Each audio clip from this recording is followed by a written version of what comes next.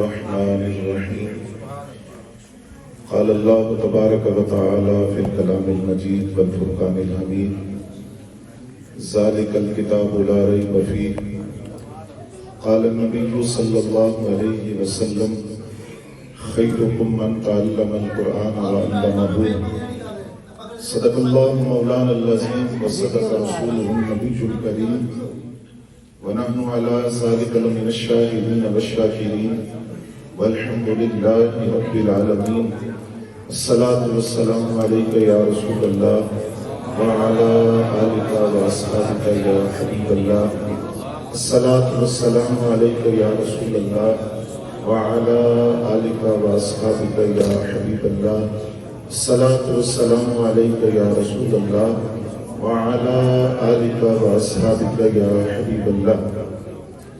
حمد و ثنا کے بعد انتہائی واجب الاحترام قابل صد احترام بزرگوں اور دوستوں، بالخصوص اسٹیج پر جلوہ فرما کثیر تعداد میں حضرات علماء ذی وقار، صدر گرامی قدر زینت مسند صدارت حضرت پیر طریقت پیر حافظ نصیر اشرف سمنانی صاحب ذی دمت الکریم، اور اس پروگرام کے میزبان اور منتظم فاضل نوجوان حضرت علامہ مولانا صاحبزادہ حافظ احمد اشرفی صاحب حافظہ اللہ، دیگر سامعین ذی وقار،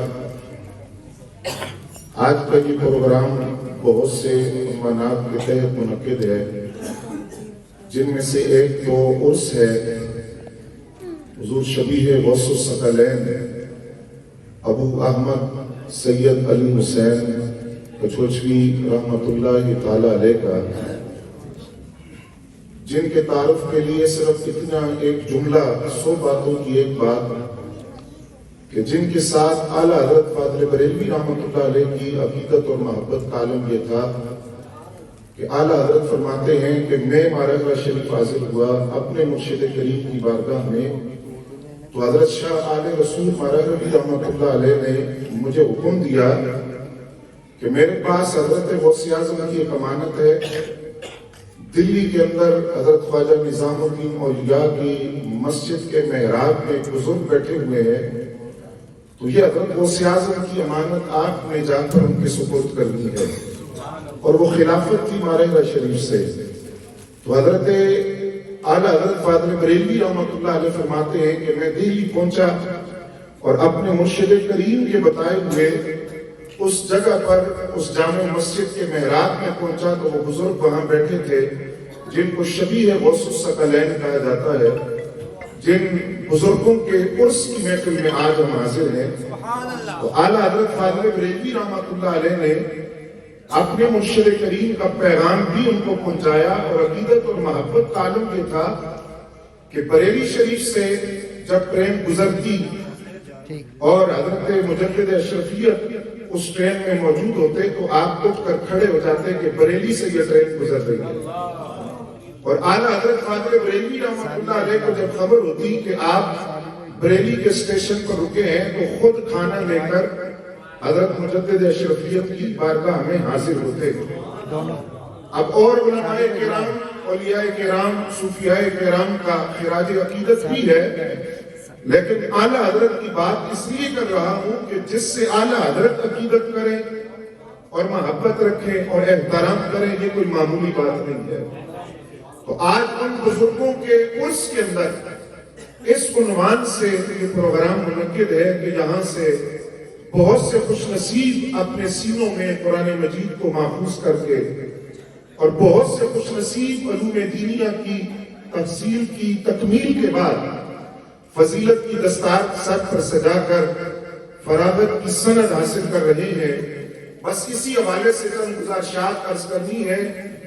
پہلی بات تو یہ ہے کہ بہتری کا معیار دولت نہیں ہے، بہتری کا معیار کارخانے نہیں ہے، بھلائی کا معیار فیکٹری نہیں ہے، بہتری کا معیار قیمتی گاڑی نہیں ہے، بہتری کا معیار بینک بیلنس نہیں ہے، بہتری کا معیار وہ ہے جو زبان رسول سے اعلان ہوا، خیرکم من تعلم القرآن وعلمہ، تم میں سے بہترین وہ ہے جس کا تعلق قرآن کے ساتھ ہے وہ قرآن سیکھنے والا ہے یا سکھانے والا ہے وہ بہترین ہے. اور کتاب مقدس قرآن مجید اس کا یہ اعجاز ہے. پہلا اعجاز اس کا یہ ہے کہ آج صدیوں گزر گئے, 1450 سال کم و بیش گزر گئے, تورات بدل گئی, زبور بدل گئی, انجیل بدل گئی, ان کے اندر تحریف ہو گئی, وہ اپنی اصلی حالت میں آج موجود نہیں ہے. لیکن قرآن جس طرح آج سے 14 صدیوں پہلے امام الانبیاء صلی اللہ علیہ وسلم کے سینہ اقدس پر نازل ہوا, اس کی ایک زبر زیر بیش جزم سکون کچھ نہ بدلا. قرآن اسی طرح آج موجود ہے. اور دوسرا قرآن کا اعجاز یہ ہے, آج دنیا عیسائیت کے اندر کوئی بڑے سے بڑا پادری یا یہودیوں کا کوئی بڑے سے بڑا اخبار, ان کا بڑا عالم یہ دعویٰ نہیں کر سکتا کہ اس کو زبور یاد ہے, تورات یاد ہے, انجیل یاد ہے. قرآن وہ ہے جو اس امت مسلمہ کے 6 سال کے بچوں کے سینے میں بھی محفوظ ہے. یہ قرآن کا اعجاز ہے. اس لیے کہ جس وقت الواح تورات موسیٰ علیہ السلام کو عطا کی گئی اور موسیٰ علیہ السلام نے ان الواح تورات کے اندر یہ مضمون پڑھا کہ امت ایسی آئے گی, اس امت کے چھوٹے چھوٹے بچے اپنی مقدس کتاب کے حافظ ہوں گے, قرآن زبانی یاد ہوگا. تو موسیٰ علیہ السلام نے بارگاہ رب العزت میں یہ عرض کی, الہی یہ امت تو مجھے عطا فرما. جواب ملا, موسیٰ یہ امت تو آپ کو نہیں مل سکتی, یہ امت حبیب اللہ کی ہے. تو موسیٰ علیہ السلام نے اس تمنا کا اظہار کیا, اگر یہ امت مجھے نہیں مل سکتی تو الہی تو مجھے اس امت کے اندر شامل کر دے. جس امت کے 6 سال کے بچوں کا اعزاز یہ ہے کہ ان کے سینوں میں قرآن زبانی محفوظ ہو.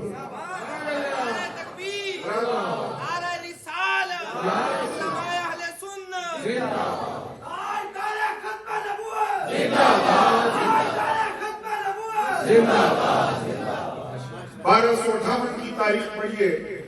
چنگیز خان کا پوتا ہے ہلاکو خان, اس نے بغداد پر حملہ کیا.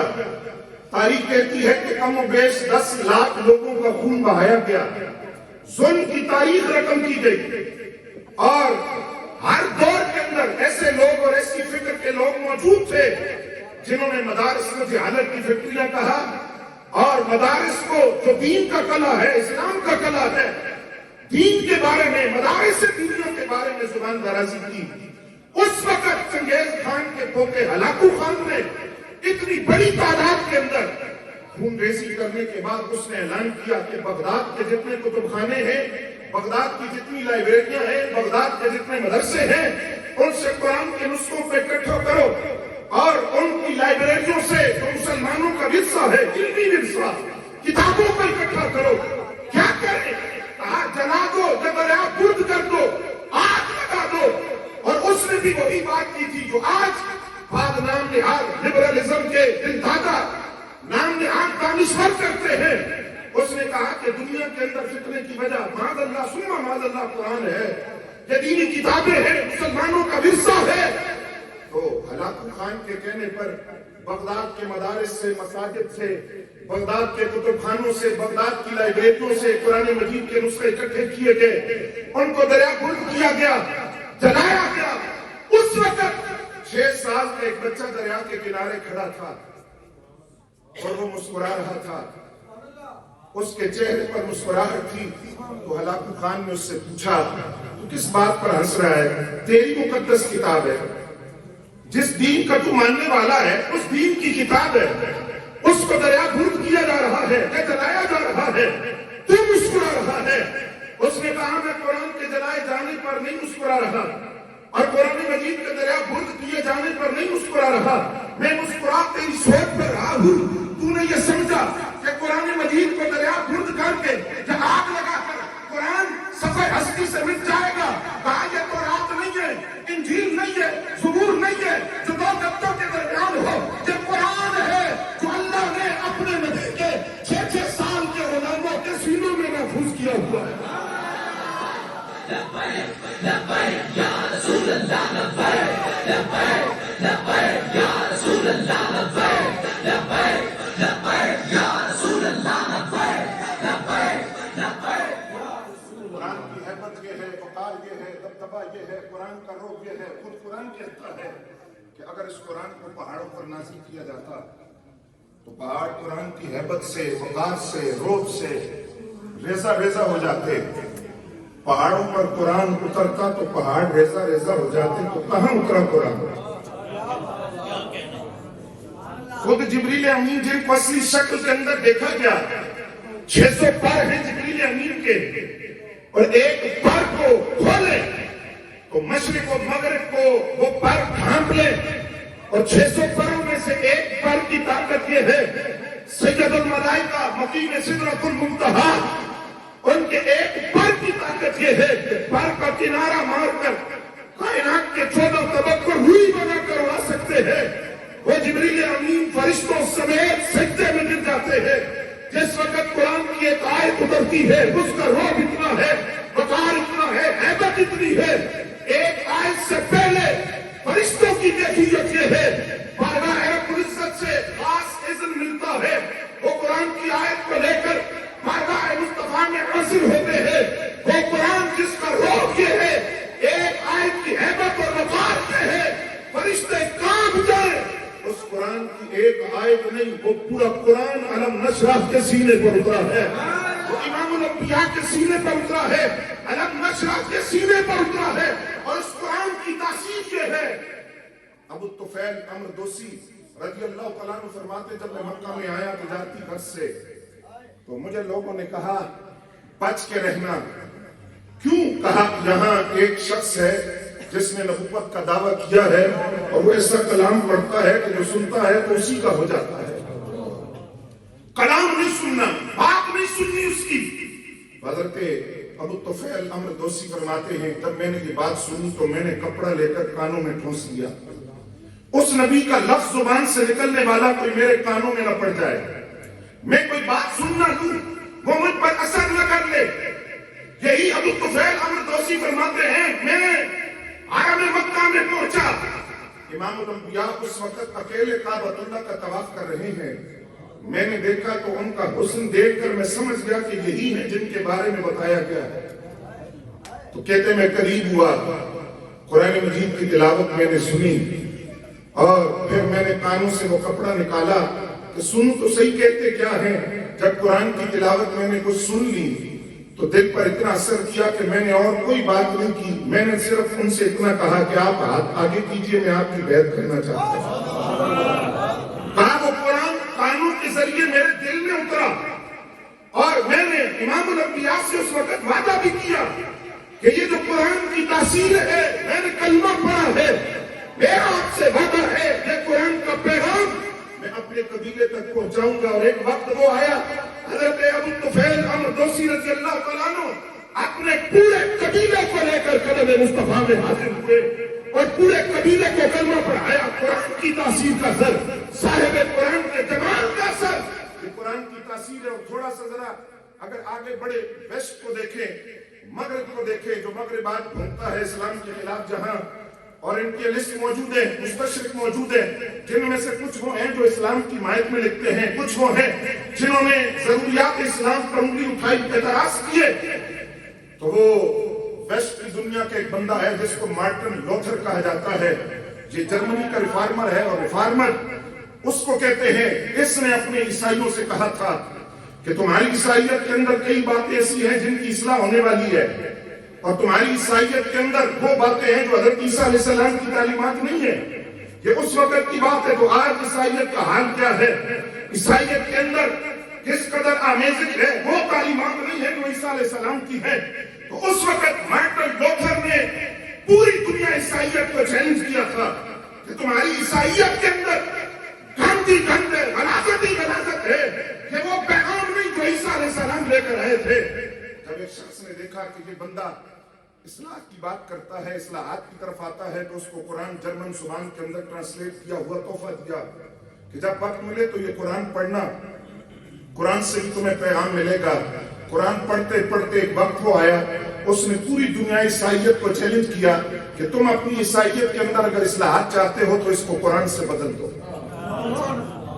قرآن سے بدل دو۔ خود عیسائی تھا، قرآن سے بدل دو۔ پوری دنیا عیسائیت کے اندر پنجاب آ گیا،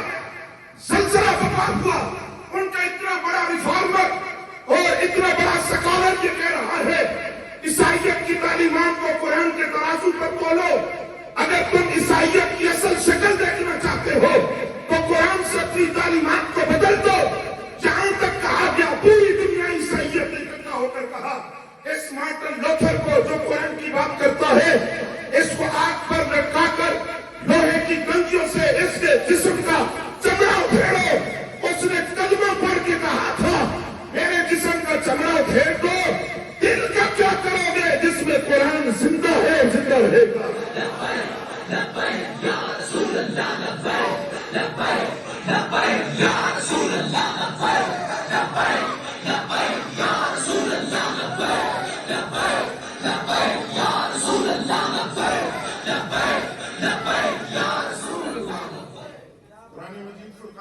کے حوالے سے آج بعض لوگوں کے اعتراض یہ بھی ہے وہ بھی ویسٹ سے مغرب سے تعلق رکھتے ہیں. توجہ ہے آپ کی. آج وہ بھی کہتے ہیں کہ حضرت موسیٰ علیہ السلام کا یہ اعزاز ہے کہ موسیٰ علیہ السلام طور پر گئے اور ایک ہی بار تورات کو لے کر واپس تشریف لائے. الواح تورات ایک ہی مرتبہ میں انہیں یک بار کی پوری تورات ان کو دی گئی.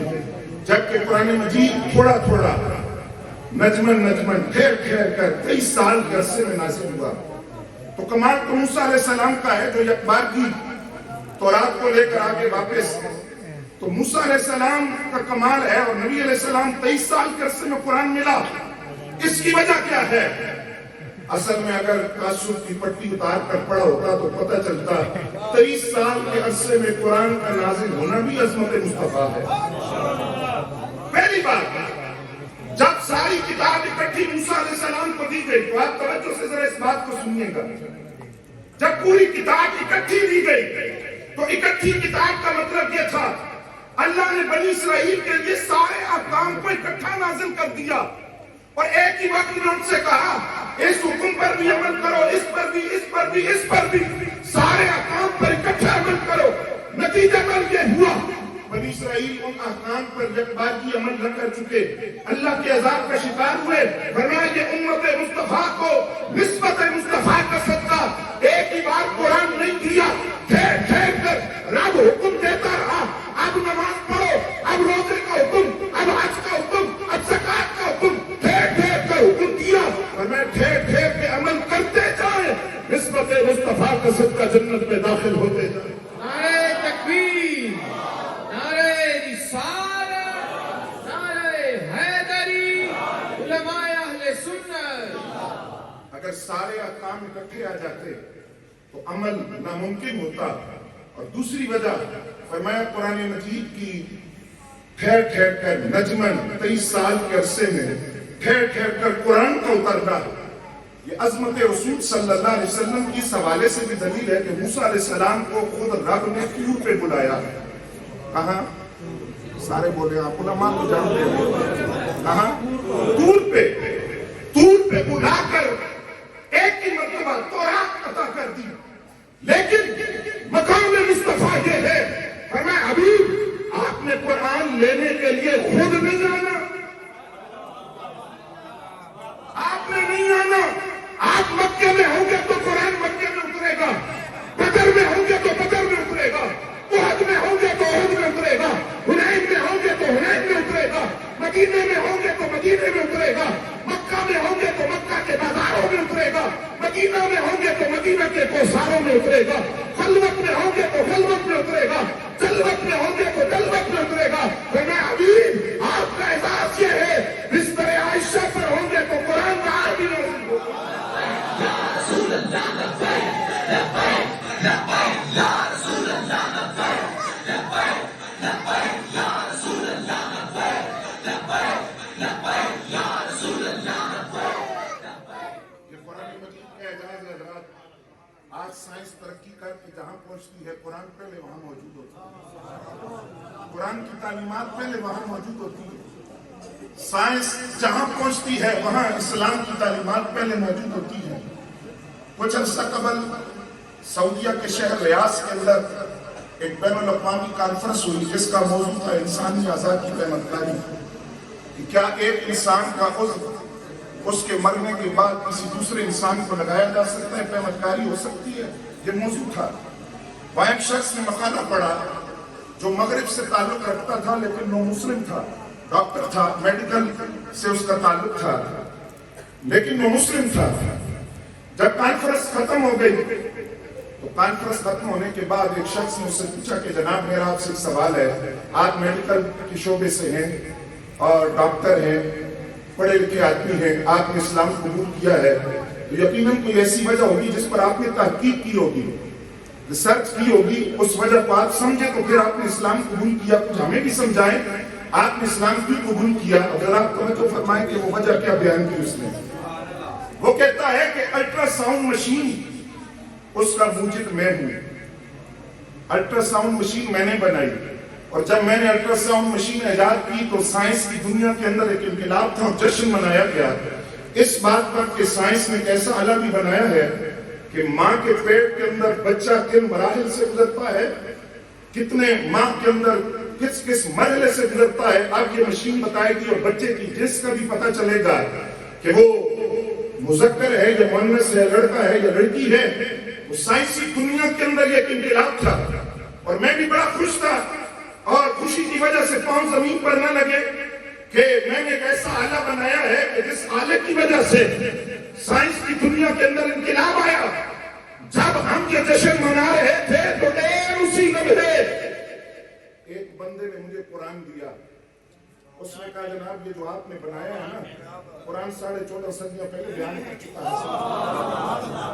खोले कुरान को, कुरान मजीद को खोला गया, कुरान की आयतें पढ़ता गया, पढ़ते पढ़ते वो मकाम आया जहां कुरान कहता है कि इंसान अपनी तकलीफ में किन मराहिल से गुजरा है, पतले माजिर के अंदर वो किन किन मरहलों से गुजरता है। पहले वो एक कतरा होता है, जमा हुआ खून बनता है, गोश्त का लकड़ा बनता है, हड्डियों पर गोश्त करता है, रूह फूकी जाती है, 9 माह में किन मरहलों से गुजरता है। वो कहता मेरी अकल तंग रह गई, 14.5 सदियों पहले कुरान सब कुछ बता चुका है।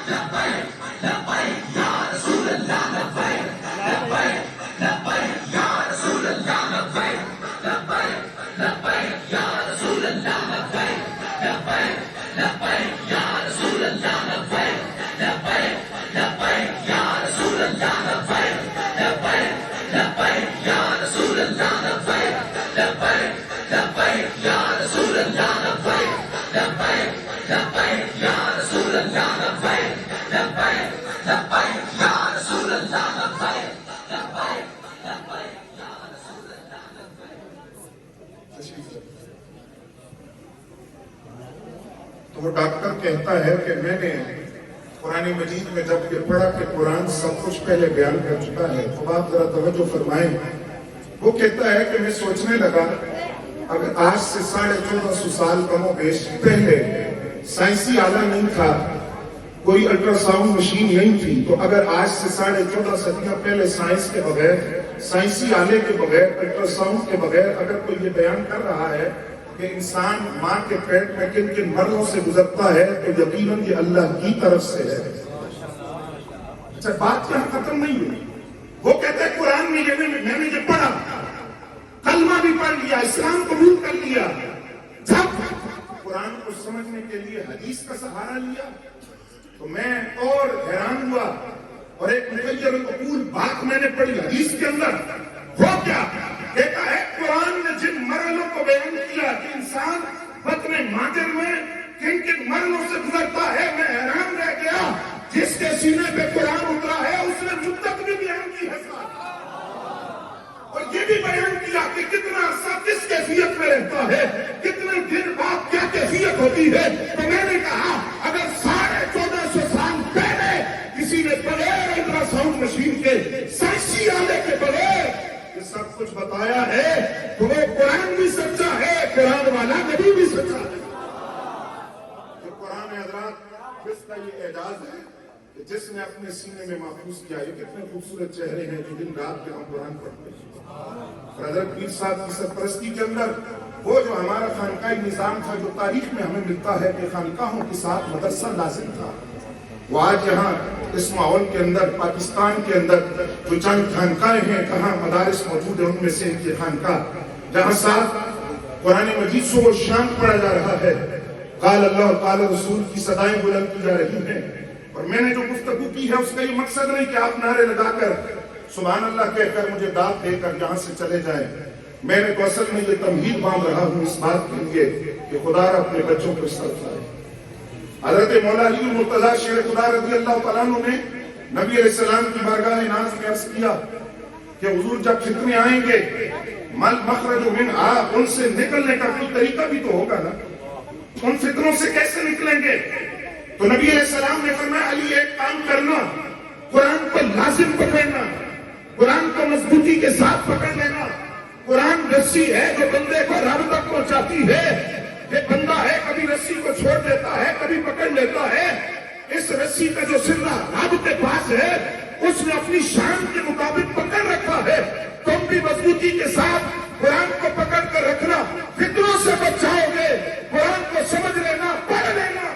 لیکن آج ہماری سوچ یہ ہے مدارس میں تو غریب کے بچے جائیں، مدارس میں تو یتیم جائیں، مدارس میں چونکہ دال روٹی دی جاتی ہے، ہمارے لینڈ لارڈ میں پلے ہوئے بچے کیوں جائیں؟ وہی دال کھا کر امام اعظم ابو حنیفہ کا نام چمک رہا ہے، انہی صحبتوں کو برداشت کر کے امام مالک کا نام چمک رہا ہے، امام احمد بن حنبل کا شہرہ ہے، انہی مدارس کی چٹائیوں سے امام شافعی اٹھے ہیں۔ آپ ائمہ محدثین ہو مفسرین ہو ان کی تاریخ اٹھا کر پڑھ لیں، کتنی مشکلات سے گزرے ہیں۔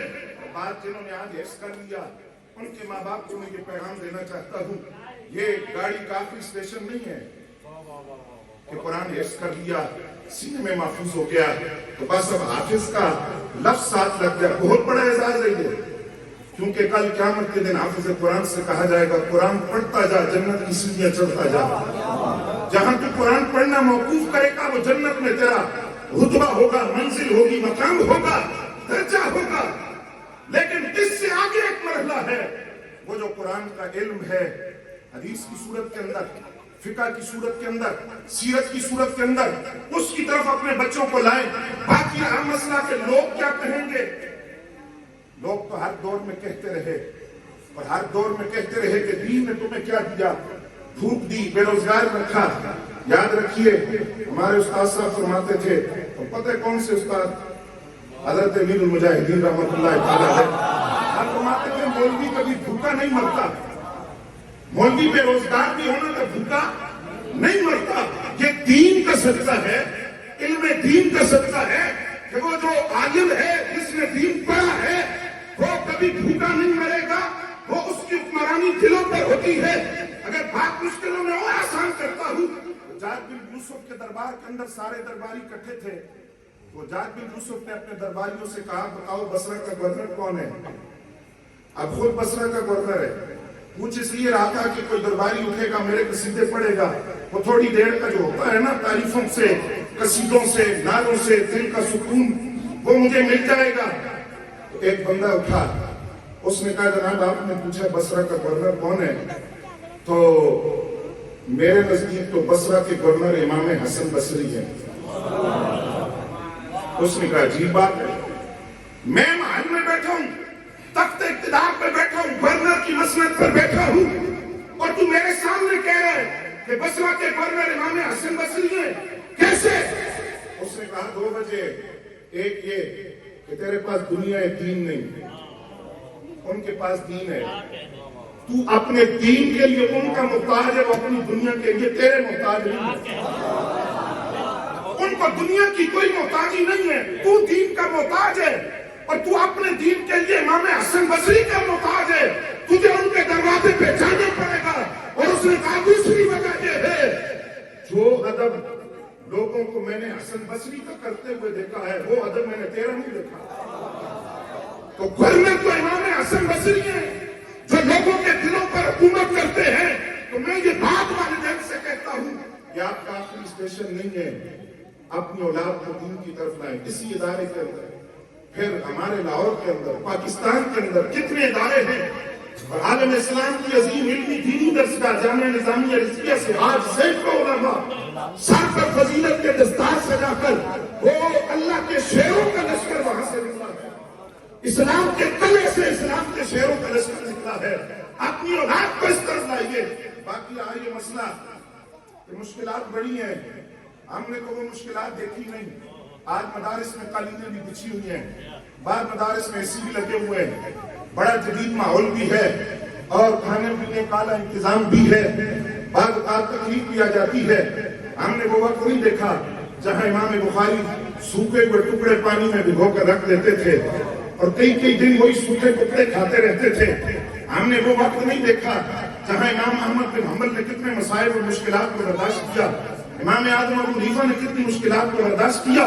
ایک محدث ہے امام ابو قلابہ, آپ ذرا توجہ فرمائیں کہ میری طرف. امام ابو قلابہ فرماتے ہیں کہ ایک وقت وہ تھا کہ میرے پاس صرف ایک درہم تھا, ایک مسئلہ سمجھ نہیں آ رہا تھا, مجھے کسی نے بتایا کہ فلاں کتاب کے اندر وہ مسئلہ موجود ہے. توجہ ہے آپ کی؟ فلاں کتاب کے اندر وہ مسئلہ موجود ہے. وہ کتاب بھی ایک درہم کی آتی تھی, لیکن دوسرا مسئلہ یہ تھا کہ میں 3 دن سے بھوکا تھا, ایک روٹی بھی مجھے 3 دن میں نصیب نہ ہوئی. میں کئی گھنٹوں اس بات پر غور و فکر کرتا رہا, کتاب خریدوں یا روٹی کھاؤں. فرماتے ہیں کہ وہ 1 درہم لے کر 3 دن اور مزید اس سوچنے میں گزر گئے کہ کتاب خریدوں یا روٹی کھاؤں. 3 دن بعد دل نے فیصلہ کیا کہ اگر صحت نہیں ہوگی, نکاحت ہوگی, کمزوری ہوگی تو کتاب کا مسئلہ بھی سمجھ نہیں آئے گا. تو فرماتے ہیں بس نفس کے ساتھ میں نے معاہدہ کر لیا. وہ 1 درہم لے کر میں بازار نکلا, اس کو منہ کے اندر رکھا درہم کو, چلتے چلتے میں اس کو اندر نکل گیا. اب نہ کتاب نہ روٹی. فرماتے ہیں دینی غیرت کا تقاضا تھا, سوال کسی سے نہیں کیا. عالم بڑا غیرت مند ہوتا ہے, جن چند نام نہاد علماء نے ٹکوں کی خاطر بدنام کیا دین کو. اصل اسلام کا چہرہ وہ نہیں ہے. اصل یہ ہے جن کے کئی دن فاتوں میں گزر جائیں لیکن سوال زبان پر نہ ہے, شکوہ زبان پر نہ ہے. کہتے ہیں وہ 1 درہم میں نکل گیا اندر, پریشان بھی ہوا کہ یہ کیا ہوا. تو کہتے ہیں میں سوچنے لگا کر کتاب خرید لیتا, علم کی طرف چلا جاتا. تو اس وقت کے بڑے محدث سے ملاقات ہوئی, ان کو میں نے بتایا کہ وہ بڑا ہنسے مسکرائے. انہوں نے میری دعوت بھی کی, کتاب بھی پیش کر دی. ایک تصویر میں آپ کو دکھا رہا ہوں, جنہوں نے مشکل حالات دیکھے تو پھر وہ وقت آیا جب خلیفہ ہارون رشید نے بغداد کے اندر بغداد کا ٹور کرتے ہوئے اپنا خیمہ لگایا. اس کی کنیزیں بھی حاضر تھی, بڑا عیش و طرب کا سامان بھی حاضر تھا. اچانک شور مچا, بغداد کے اندر سواری آ گئی ہے. کس کی؟ پتہ چلا حضرت عبداللہ بن مبارک آ رہے ہیں. کون؟ بولے ذرا, برکت کے لیے نام لے ذرا. کون آ رہے ہیں؟ عبداللہ بن مبارک آ رہے ہیں. اب آپ توجہ رکھیں کہ وہ سواری آئی کیسے. لوگ اس سواری کے آگے پیچھے نکلے ہوئے اور کسی نے سواری کی زین کو پکڑا ہوا.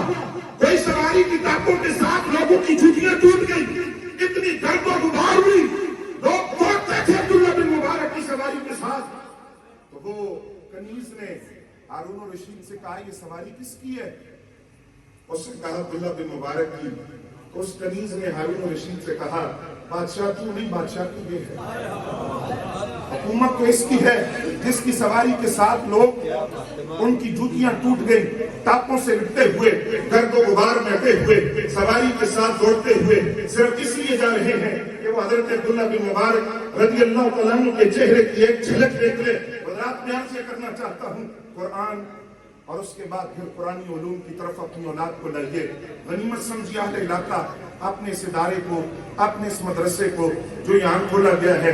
آخری بات آپ حضرات کی خدمت میں آپ کے دل پر دستک دیتے ہوئے کہ حافظ قرآن اپنے ماں باپ کے لیے, اپنے عزیز و اقارب کے لیے, اہل خانہ کے لیے, خاندان والوں کے لیے کس قدر نفع بخش ہوتا ہے. امام غزالی رحمۃ اللہ علیہ نے لکھا ہے, آپ فرماتے ہیں میں ایک قبرستان کے اندر گیا, میں نے وہاں ایک مرتبہ سورہ اخلاص پڑھ کر جتنے قبرستان کے مدفونین تھے سب کو اصالے ثواب کر دیا. ایک مرتبہ سورہ اخلاص. پھر فرماتے میں نے کشف کے ذریعے دیکھا کہ وہ جو ثواب میں نے پیش کیا ہے اس کی کیفیت کیا ہے, وہ کیسے لوگوں کو پہنچا ہے. فرماتے ہیں کہ قبریں پھٹی, لوگ قبروں میں سے نکلے, زمین پر موتی بکھیرے گئے ہیں, اور لوگ ان موتیوں کو چنتے ہیں. تو میں نے ایک صاحب قبر سے پوچھا جو مدفونین میں سے تھا کہ یہ کیا ہے؟ اس نے کہا آپ نے جو سورہ اخلاص پڑھی ہے اس کا ثواب زمین پر بکھیر دیا گیا ہے. جو جتنا چن لے گا اس کے لیے اتنی ہی راحت کا سبب ہوگا. امام غزالی رحمۃ اللہ علیہ فرماتے ہیں میں نے ایک ایسے شخص کو دیکھا جو ٹیلے پر تنہا جدا بیٹھا ہے اور وہ زمین سے موتیوں کو نہیں چن رہا. میں نے اس سے پوچھا تجھے موتیوں کی اور رسالے ثواب کی جو اخلاص سورہ اخلاص میں نے پڑھی ہے اس کی ضرورت نہیں ہے. اس نے کہا جناب آپ نے ایک مرتبہ سورہ اخلاص پڑھی اس کا ثواب سارے قبرستان والوں کو کافی ہو گیا جس کے بیٹے کے سینے میں پورا قرآن محفوظ ہو اور وہ اپنے باپ کی دنیا سے چلے جانے کے بعد ماں کی دنیا سے چلے جانے کے بعد صبح قرآن پڑھنا شروع کرتا ہو شام تک پڑھتا رہے. تو پھر بتائیے مجھے ایک سورہ اخلاص کے ثواب کی حاجت کیا کہ جب میرا بیٹا قرآن کا حافظ ہے. بات ختم نہیں ہوئی. امام غزالی فرماتے مجھے شوق ہوا میں اس نوجوان کی زیارت کروں اس نوجوان کا چہرہ دیکھوں جس کا تعلق باپ نے قرآن کے ساتھ جوڑا تھا اور وہ باپ کے اس احسان کو بھولا نہیں ہے. قرآن پڑھ پڑھ کر باپ کو ثواب کرتا ہے. امام غزالی کہتے ہیں شہر کے مرکزی بازار میں پہنچا تو میں نے دیکھا ایک حلوے کی ریڑھی ہے. ایک نوجوان کھڑا ہے حلوہ فروخت کرتا ہے اور اس کی زبان مسلسل حرکت کر رہی ہے. تو اس نوجوان سے میں نے پوچھا کیا پڑھ رہے ہیں؟ اس نے کہا قرآن پڑھ رہا ہوں. صبح ریڑھی لگاتا ہوں اپنا سامان بیچتا ہوں کسب حلال کا سلسلہ بھی جاری ہے. قرآن پڑھتا ہوں شام تک جتنا پڑھ لیتا ہوں اپنے ماں باپ کو ثواب کر دیتا ہوں. تو امام غزالی فرماتے ہیں میں نے اس سے کہا مجھے محمد بن غزالی کہتے ہیں میں تجھے پیغام دینے آیا ہوں تیرا پڑھا ہوا قرآن تیرے ماں باپ کو قبر میں پہنچ رہا ہے. ان کے لیے راحت کا سکون کا امن کا باعث ہے. تو وہ اولاد جس کا تعلق قرآن کے ساتھ چھوڑا جائے ان کی والدین کی بھی اس کی اپنی بھی دنیا بھی کامیاب ہو جاتی ہے آخرت بھی کامیاب ہو جاتی ہے. اور جب حضور یہ فرماتے ہیں سرکار دو عالم صلی اللہ علیہ وسلم کے ارشاد گرامی ماں باپ کے سر پر ایسا نورانی تاج رکھا جائے گا جس کی کرنیں سورج کی روشنی سے اور سورج کی کرنوں سے زیادہ ہوں گی. اماں جی کو حافظہ نہیں ہے اس حافظ کا باپ تو ضروری نہیں کہ وہ بھی حافظ ہو. وہ ہو سکتا ہے کوئی سائیکل کو پنچر لگانے والا ہاتھ اس کے پھٹے ہوئے کسب حلال کرنے والا رزق حلال کمانے والا ہو سکتا ہے دن بھر وہ اینٹیں لگا لگا کر اپنے بچوں کو لقمہ حلال کھانے والا کوئی باپ ہو. کوئی بھی ہو امیر ہو غریب ہو کوئی بھی ہو نبی علیہ السلام کا فرمان ہے کہ اس کے سر پر نورانی تاج رکھا جائے گا. بس آخری بات آپ کی سمجھ لیں ضروری نہیں کہ ماں بھی حافظہ ہو باپ بھی حافظ ہو ان کے سر پر نورانی تاج نہیں. بیٹا حافظ ہو تو ماں باپ کو اعزاز ملتا ہے. تو جس حافظ بیٹے کی وجہ سے ماں باپ کو اعزاز ملتا ہے اس حافظ قرآن بیٹے کے اپنے مقام کا نقطہ ہوگا. اللہ رب العزت سے دعا ہے اس آستانے کو اور اس علمی روحانی فیضان کو اس آستانے پر جاری کلاسز کو اساتذہ کو طلباء کو اللہ رب العزت برکتوں سے مالا مال فرمائے. وما علینا